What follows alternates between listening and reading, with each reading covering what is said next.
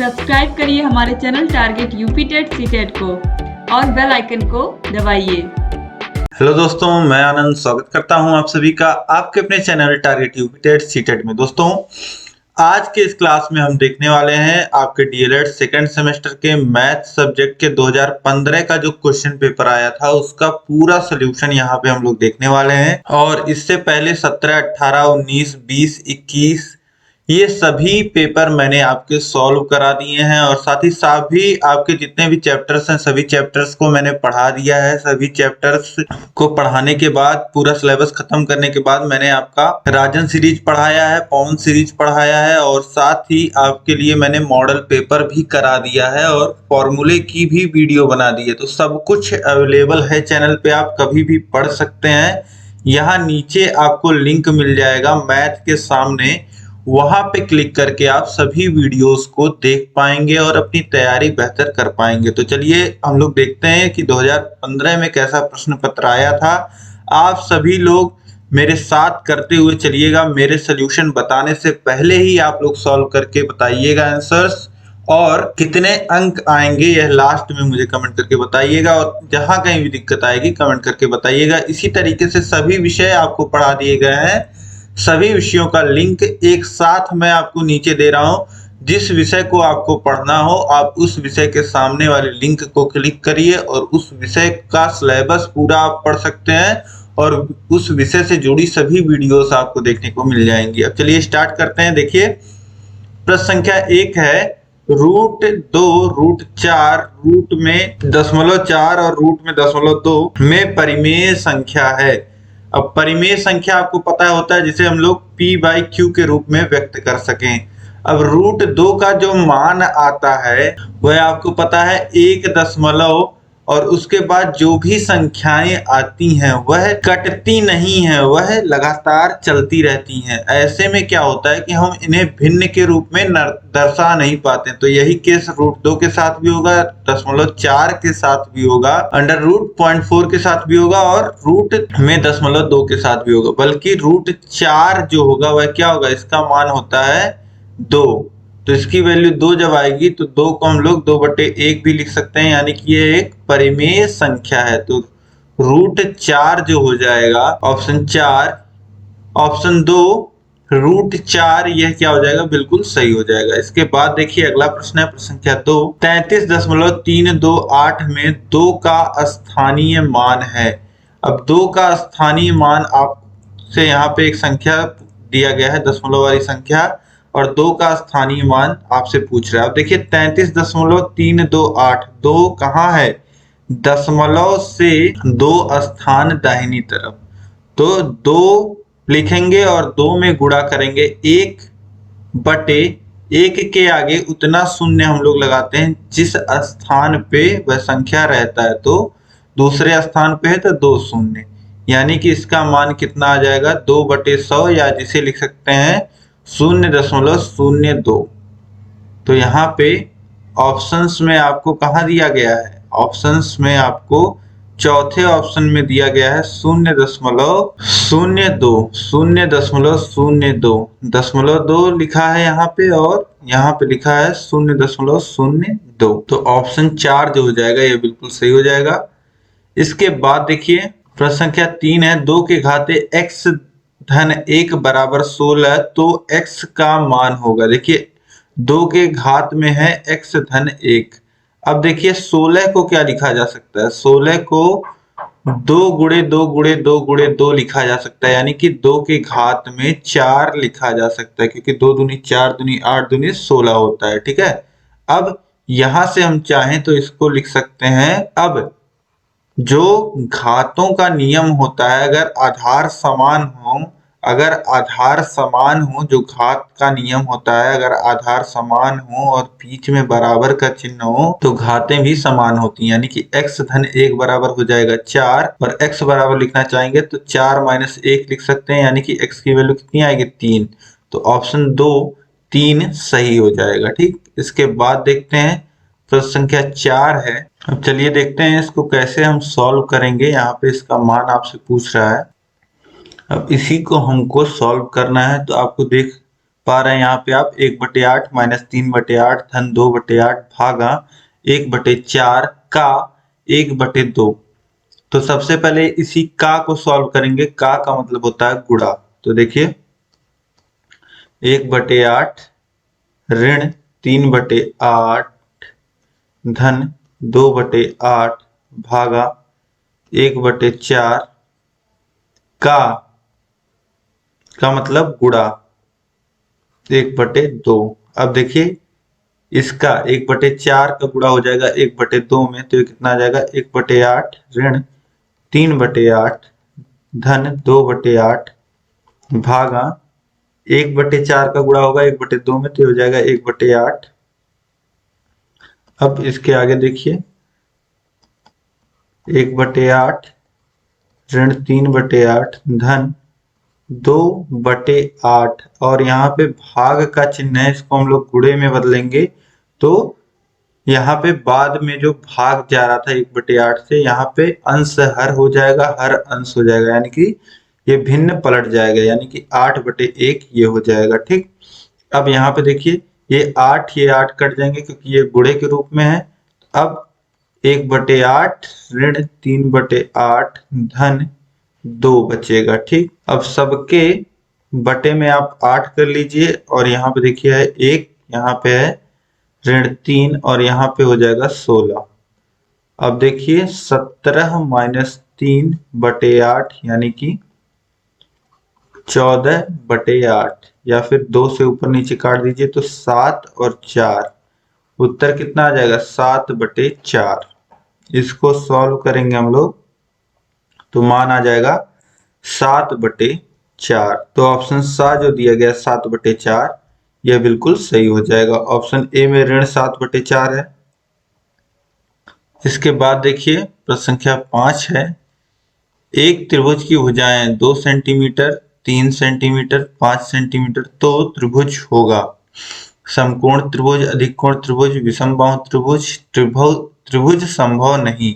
तो अब देखिए कोई भी त्रिभुज ट्रायंगल अगर बनना होता है तो उसकी जो दो छोटी भुजाएं होती हैं उनका जो योग होता है वह हमेशा बड़ी भुजा से बड़ा होना चाहिए। ठीक है, तो यहाँ पे देखिए आप जो दो छोटी भुजाएं हैं यानी कि 2 सेंटीमीटर और 3 सेंटीमीटर, क्योंकि 5 सेंटीमीटर वाली जो भुजा है वह बड़ी भुजा है, तो बाकी जो दोनों छोटी भुजाएं हैं उनका योग यहाँ पे बड़ा नहीं है, बराबर है। तो बड़ा होना चाहिए तभी त्रिभुज संभव होता है। अब देखिए 2 सेंटीमीटर की एक भुजा हो जाएगी और एक 3 सेंटीमीटर की भुजा हो जाएगी, तो कम से कम 5 या उससे बड़ा इसको भी होना पड़ेगा।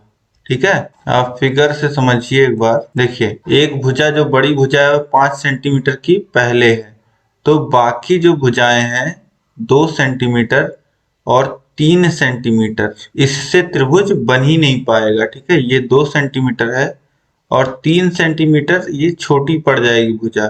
ठीक है, तो ये कम से कम 3 से थोड़ी बड़ी होगी तो त्रिभुज संभव होगा। ठीक है, तो इसलिए त्रिभुज की जो छोटी भुजाएं, दो छोटी भुजाएं हैं, उनका जो योग होता है वह हमेशा बड़ी वाली भुजा से अधिक होना चाहिए। ठीक है, तो यहाँ पे त्रिभुज संभव नहीं, त्रिभुज बन ही नहीं पाएगा। तो ऑप्शन 4 त्रिभुज संभव नहीं, यह सही हो जाएगा। इसके बाद देखिए अतिलघुत्तरीय प्रश्न देखते हैं। अतिलघुत्तरीय प्रश्नों में प्रश्न संख्या 6 है, x³ y माइनस xy³ का गुणनखंड ज्ञात कीजिए।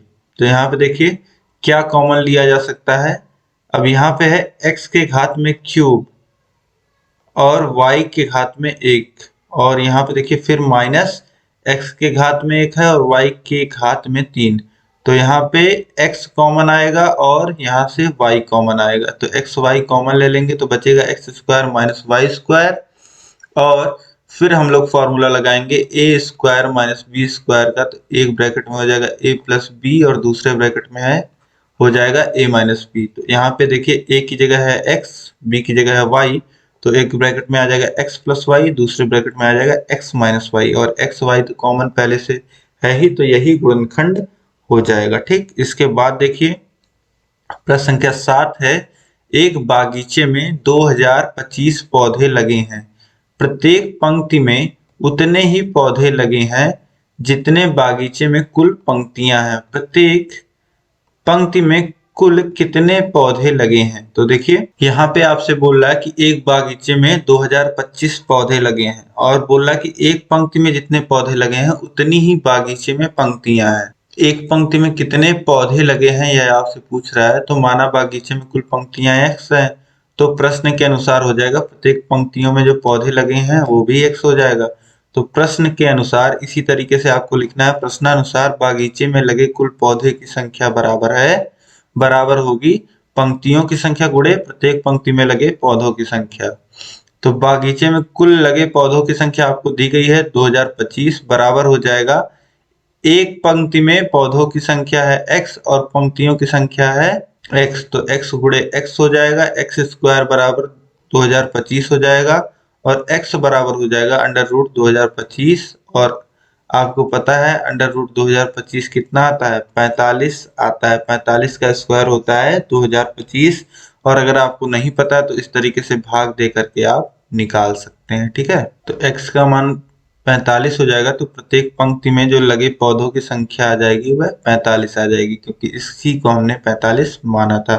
तो बागीचे में 45 पंक्तियां भी होंगी और एक पंक्ति में 45 पौधे लगे भी होंगे। ठीक, अब इसके बाद देखिए प्रश्न संख्या 8 है, एक वर्गाकार तार का क्षेत्रफल 144 वर्ग सेमी है, इसे मोड़कर एक आयत बनाया गया है। यदि आयत की लंबाई 16 सेमी है तो आयत की चौड़ाई की गणना कीजिए। एक वर्गाकार तार का क्षेत्रफल 144 वर्ग सेमी है। अब देखिए वर्गाकार तार आपसे बोल रहा है, तो वर्ग के आकार का तार इस तरीके से है और इसका जो एरिया आपको दिया गया है कितना दिया गया है, 144 वर्ग सेंटीमीटर। तो ए भुजागर है, अगर ये भी ए है, ये भी ए है, ये भी ए है, होगा वर्ग में, आपको पता ही है।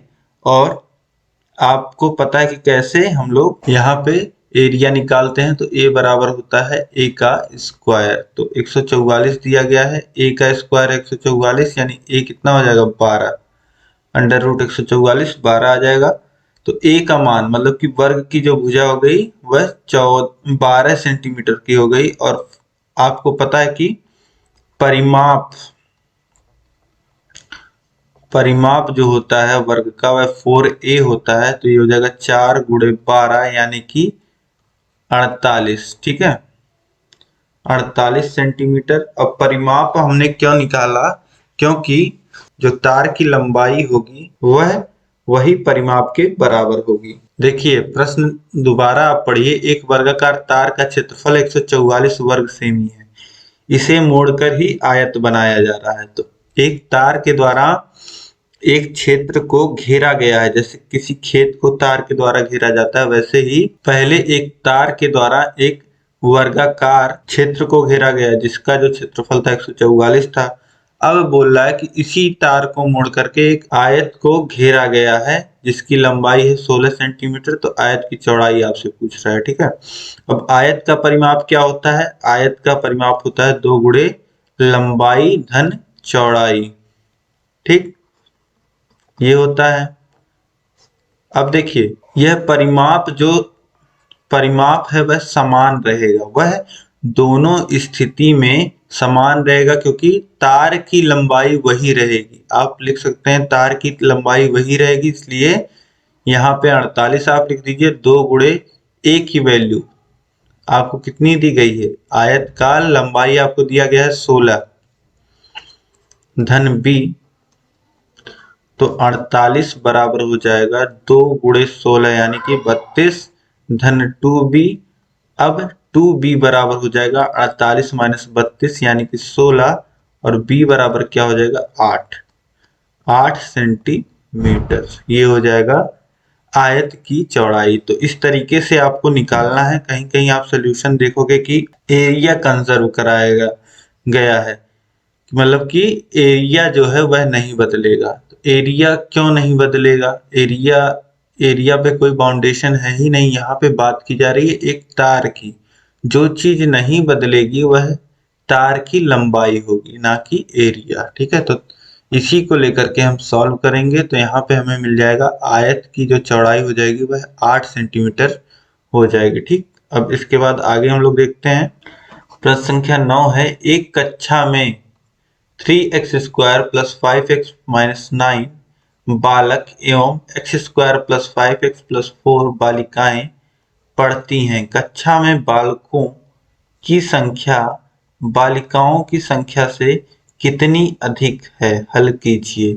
अब एक कक्षा में कितने बालक पढ़ते हैं और कितनी बालिकाएं पढ़ती हैं, यह आपको दिया गया है और पूछ रहा है कि कक्षा में बालकों की संख्या बालिकाओं की संख्या से कितनी अधिक है। तो कोई संख्या किसी संख्या से कितनी अधिक है, यह निकालने के लिए हम क्या करते हैं, जो बड़ी संख्या होती है उसमें से छोटी संख्या घटा देते हैं। तो हमें निकालना है कि बालकों की संख्या कितनी अधिक है। तो जाहिर सी बात है कि बालकों की संख्या अधिक है, तो बालकों में से बालिकाओं की संख्या घटा देंगे तो हमें पता चल जाएगा कि बालकों की संख्या कितनी अधिक है बालिकाओं की संख्या। तो बालकों की संख्या में से बालिकाओं की संख्या हम घटा देंगे। बालकों की संख्या हमको दी गई है 3x² + 5x - 9, माइनस करेंगे, ब्रैकेट लगाएंगे x² + 5x + 4। अब देखिए ये जो बालकों की संख्या दी गई है ये तो ऐसे ही रहेगा 3x² + 5x - 9, और ये ब्रैकेट जब खुलेगा तो +x² में गुणा होगा माइनस का तो हो जाएगा -x²। इसी तरीके से +5x में गुणा होगा तो हो जाएगा -5x, और +4 में गुणा होगा तो हो जाएगा -4। अब देखिए यहाँ पे है 3x², यहाँ पे है -x², हो जाएगा 2x²। अब देखिए +5x और -5x आपस में कट जाएंगे और यहाँ पे है -9, यहाँ पे है -4, तो ये हो जाएगा -13। तो बालकों की जो संख्या अधिक आ जाएगी बालिकाओं की संख्या से वह आ जाएगी 2x² - 13। इसके बाद देखिए दोस्तों नेक्स्ट क्वेश्चन है प्रश्न संख्या 10, 3, 5, 9 x 11 का समांतर माध्य 7 है, तो x का मान बताइए। सीधे सीधे समांतर माध्य के फॉर्मूले पे यह क्वेश्चन है। समांतर माध्य का फॉर्मूला आपको पता है, समांतर माध्य बराबर होता है पदों का योग बटे पदों की संख्या। औसत जैसे हम लोग निकालते हैं वही फॉर्मूला है समांतर माध्य का, औसत ही होता है। तो समांतर माध्य कितना हो गया, समांतर माध्य आपको दिया गया है 7, तो समांतर माध्य की जगह रख देंगे 7 और बराबर सभी पदों का योग, जितने 5 पद दिए गए हैं पांचों पदों को जोड़ लीजिए और नीचे आता है बटे में पदों की संख्या। तो पदों की संख्या कितनी है, 5 है। अब देखिए 7/1 बराबर बटे में 1 लिख देंगे, क्योंकि यहाँ पे देखिए अंश में सबको जोड़ेंगे तो आ जाएगा 28, 3 और 5 हो जाएगा 8 और 9 और 11 20, तो यह जाएगा 28 धन x बटे 5। अब तिर्यक गुणा करेंगे, 1 का गुणा होगा 28 धन x में और 5 का गुणा होगा 7 में, तो 28 धन x बराबर हो जाएगा 7 × 5 और x बराबर हो जाएगा 7 × 5 = 35 माइनस प्लस 28 इधर जाएगा -28 हो जाएगा। x का मान कितना आ जाएगा 7। तो यहाँ पे जो पद मिसिंग था, जो x था उसका मान कितना आ जाएगा 7। ये पद कितना हो जाएगा 7। ठीक है, अब इसके बाद अगला प्रश्न हम लोग देखते हैं। प्रश्न संख्या 11 है, 9:x x/16, तो x का मान ज्ञात कीजिए। अब देखिए समानुपात में आपको पता होता है जो बाह्य पदों का गुणनफल होता है, यानी कि 9 × 16 वह बराबर होगा अंतः पदों के गुणनफल के।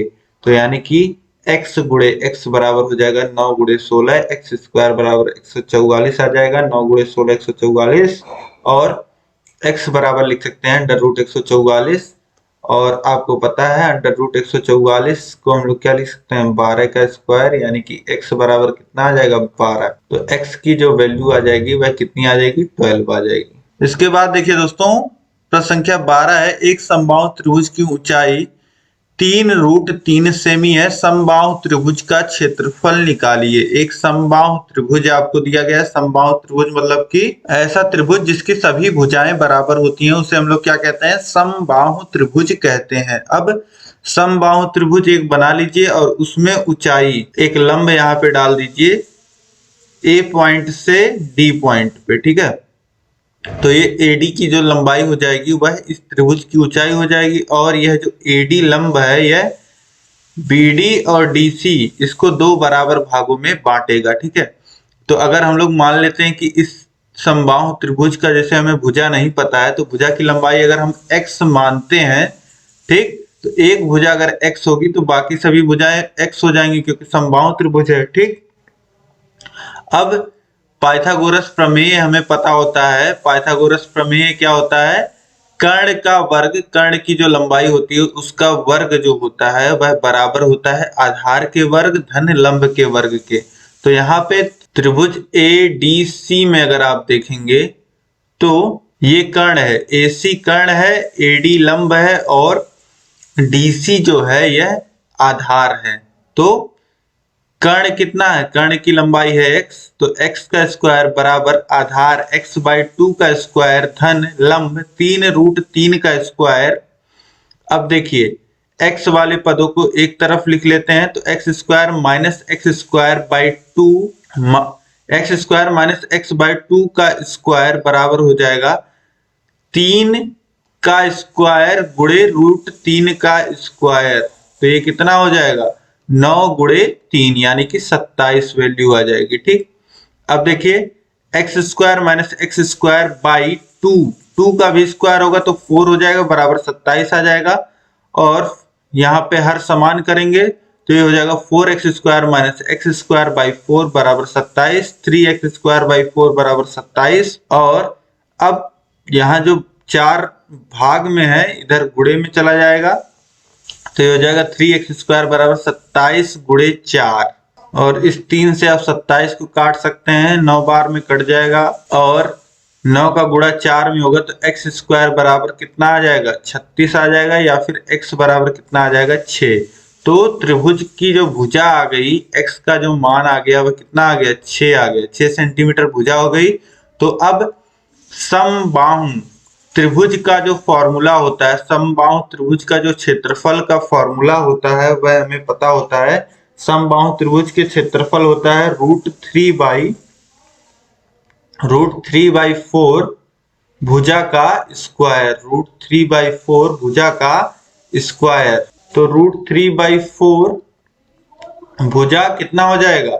6 का स्क्वायर यानी 36। अब 4 से काटिए 36 को तो 9 बार में कट जाएगा तो वैल्यू कितनी आ जाएगी? 9√3 सेंटीमीटर स्क्वायर, क्योंकि एरिया है। ठीक है, तो इस तरीके से यहाँ पे जो वैल्यू आ गई 9√3 आ गई, जो समबाहु त्रिभुज का क्षेत्रफल निकल के आएगा वह 9√3 निकल के आ जाएगा सेंटीमीटर स्क्वायर। अब इसके बाद अगला प्रश्न हम लोग देखते हैं, प्रश्न संख्या 13 है x के power 4 y minus x y के पावर 4 का गुणनखंड ज्ञात कीजिए। तो यहाँ पे देखिए क्या कॉमन हम लोग ले सकते हैं। तो यहाँ पे हमें देखिए यहाँ से x कितना कॉमन ले सकते हैं? यहाँ से x के पावर 4 तक है, लेकिन यहाँ x के पावर केवल 1 है तो केवल x कॉमन ले सकते हैं दोनों जगह से। इसी तरीके से यहाँ पे केवल y है तो y कॉमन आएगा। अब जब x y कॉमन ले लेंगे तो x के पावर 4 y में बचेगा x क्यूब, और यहां से माइनस एक्स वाई की पावर 4 में से x कॉमन आ जाएगा, एक्स वाई कॉमन आ जाएगा तो कितना बच जाएगा? y के पावर 3। तो इस तरीके से इतना आ जाएगा। इसके बाद देखिए एक्स वाई कॉमन हमें मिल चुका है। अब यहाँ पे फॉर्मूला लगेगा a cube minus b cube का, यहाँ पे क्योंकि x cube minus y cube है तो यहाँ पे फॉर्मूला लग जाएगा। एक ब्रैकेट में a माइनस b और दूसरे ब्रैकेट में हो जाएगा a square plus a b, या बी स्क्वायर पहले लिख दीजिए प्लस ए बी। ठीक है, तो ये फॉर्मूला आ जाएगा। इसी तरीके से यहाँ पे a की जगह x है, b की जगह y है तो ये हो जाएगा एक ब्रैकेट में x माइनस वाई और दूसरे ब्रैकेट में x square plus y square plus x y. ये आ जाएगा इसका गुणनखंड। ठीक है, इतना ही आपको करना था। यहाँ से आपको इतने में ही 2 नंबर मिल जाते। अब इसके बाद हम लोग दोस्तों देखेंगे क्वेश्चन नंबर 14 है रूट में 121 धन रूट में 64 माइनस रूट में 0.04 धन रूट में 0.16 का मान ज्ञात कीजिए। तो अब देखिए रूट में 121 ये तो आपको पता है 11 होता है, रूट में 64 आपको पता है 8 होता है, और माइनस आपको रूट में 0.04 दिया गया है। तो ऐसी कौन सी संख्या है जिसका हम लोग 2 बार गुणा करते हैं तो हमें 0.04 मिल जाता है। तो 0.04 को हम लोग कितना लिख सकते हैं, 0.2 गुणे 0.2, यानी कि अंडर रूट 0.04 का वैल्यू कितना आ जाएगा, 0.2 आ जाएगा, और प्लस 0.16 कितना आ जाएगा, इसका मान आ जाएगा 0.4, क्योंकि 0.4 का 2 बार आप गुणा करोगे तो आपको मिलेगा 0.16। ठीक है, तो रूट में 121 11 हो गया, रूट में 64 8 हो गया। इस तरीके से अब 11 और 8 जुड़ जाएगा 19 हो जाएगा, और माइनस 0.2 प्लस 0.4, तो ये कितना आ जाएगा 19.2।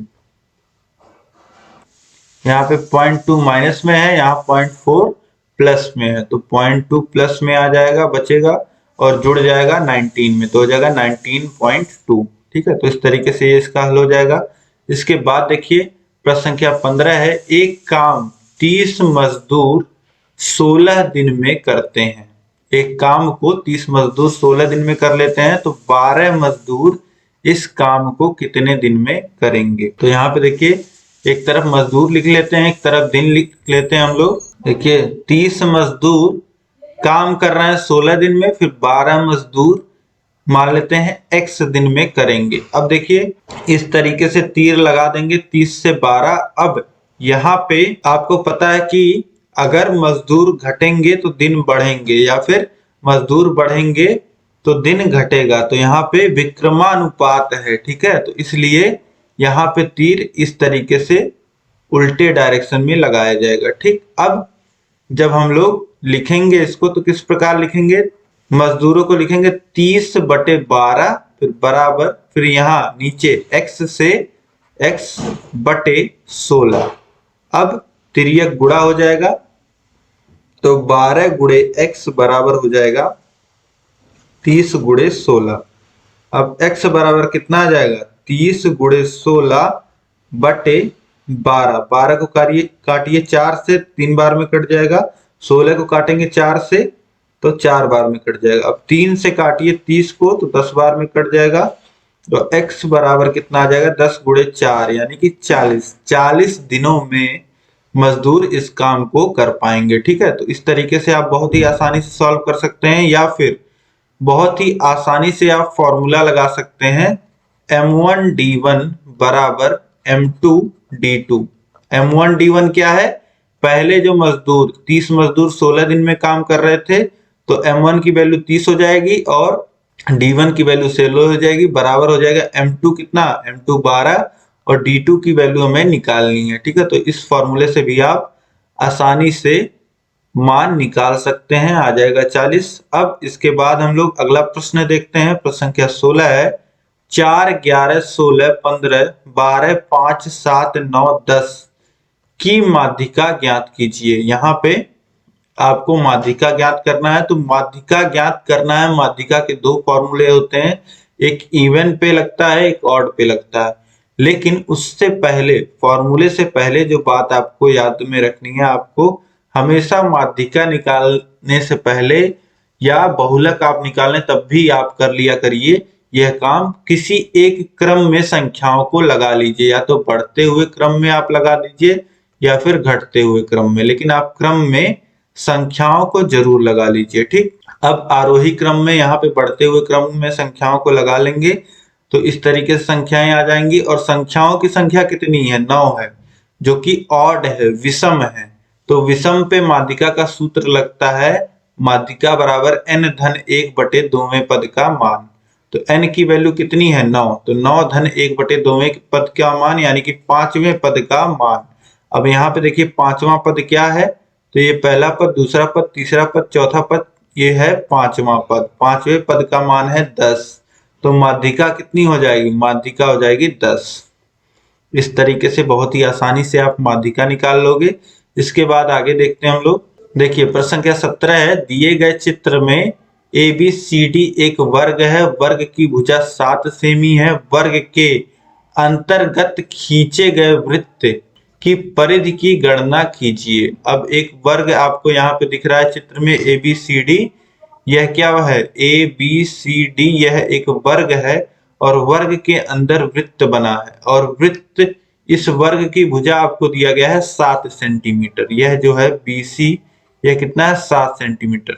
अब देखिए वर्ग इस प्रकार से बना हुआ है कि बिल्कुल अंतर टच करते हुए, इस वृत्त इस प्रकार से बना है कि इस वर्ग को अंदर बिल्कुल टच करते हुए बना है। ठीक है, तो यह भी क्या होगा, वृत्त का व्यास भी क्या होगा, यह होगा 7 सेंटीमीटर। वृत्त का जो व्यास होगा वह 7 सेंटीमीटर होगा, यानी वृत्त की त्रिज्या क्या होगा 7/2 और वृत्त का जो परिधि का फॉर्मूला होता है वह होता है 2πr।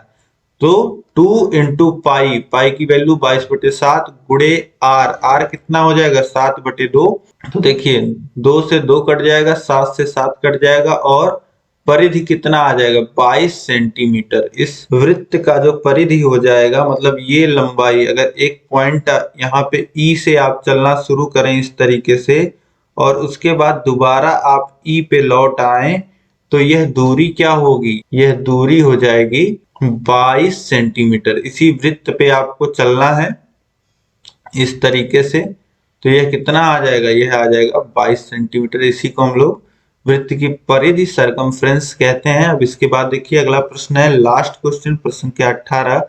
दिए गए चित्र में ABC एक त्रिभुज है, AB के मध्य बिंदु D और AC के मध्य बिंदु E को मिलाया गया है। यदि BC की माप 6 सेंटीमीटर है तो DE की माप क्या होगी तथा BC और DE में संबंध क्या है। अब देखिए यहाँ पे प्रश्न में आपसे बोल रहा है कि यहाँ एक त्रिभुज है ABC और AB का जो मध्य बिंदु है वह D है और AC का जो मध्य बिंदु है वह E है। यहाँ पे जैसा कि आप देख पा रहे हैं, यदि BC की माप 6 सेंटीमीटर हो, अगर यह 6 सेंटीमीटर हो BC की माप, तो DE की माप क्या होगी, इसका माप आपसे पूछ रहा है, DE का माप क्या होगा तथा BC और DE में संबंध क्या होगा, यह आपसे पूछ रहा है। तो अब देखिए, तो यहाँ पे देखिए प्रमेय होता है कि त्रिभुज में जो दो भुजाओं के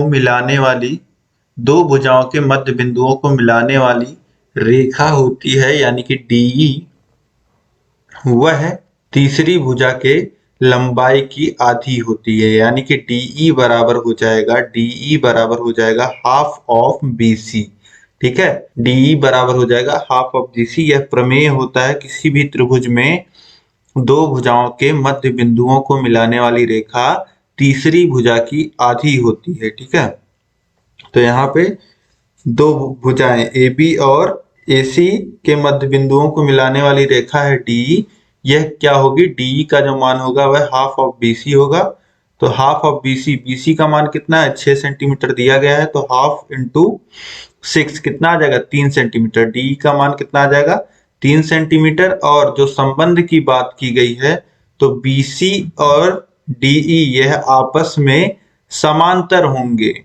यह जो प्रमेय में इतना और होता है कि जो भुजा होती है, जो मध्य बिंदुओं को मिलाने वाली रेखा होती है, वह आधी होती है और समांतर होती है। ठीक है, आधी होती है और समांतर होती है। तो BC is parallel to DE, ये आप लिख देंगे। ठीक, तो यह आपका पूरा सोल्यूशन हो गया दोस्तों। यहाँ पे पूरा हल यहाँ पे आपने देख लिया।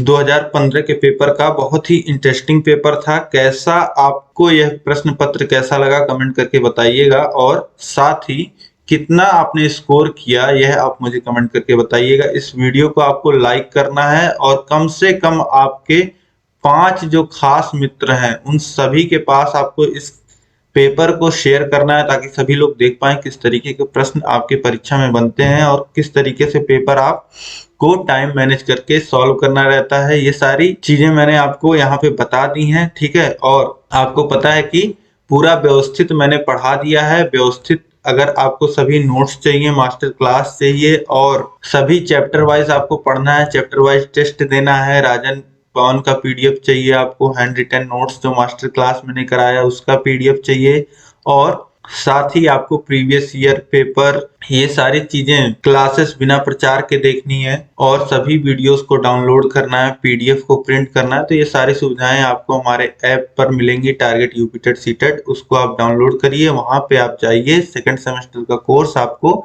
दिख जाएगा, वहां पे आप सेकंड सेमेस्टर में एनरोल हो जाइए तो आपको सारी सुविधाएं वहां पे मिल जाएंगी। ठीक है, तो आपको अपना टीयूसी ऐप जो है वह target UPTET CTET app play store से डाउनलोड करना है और वहां पे सेकंड सेमेस्टर पे जाना है। ठीक है, और अभी तक अगर आपने चैनल को सब्सक्राइब नहीं किया है तो चैनल को आप सब्सक्राइब कर लीजिए और साथ ही बगल में बेल आइकन होगा, उस पर ऑल सेलेक्ट कर लीजिएगा। ठीक है, ताकि सभी नोटिफिकेशंस आपको मिलती रहें और सभी विषयों का लिंक, गणित के सभी वीडियोस का लिंक नीचे डिस्क्रिप्शन बॉक्स में दिया गया है, वहां से आप सभी को देख सकते हैं, अपनी तैयारी बेहतर बना सकते हैं। इस वीडियो में अंत तक बने रहने के लिए आप सभी लोग का बहुत बहुत धन्यवाद। जय हिंद।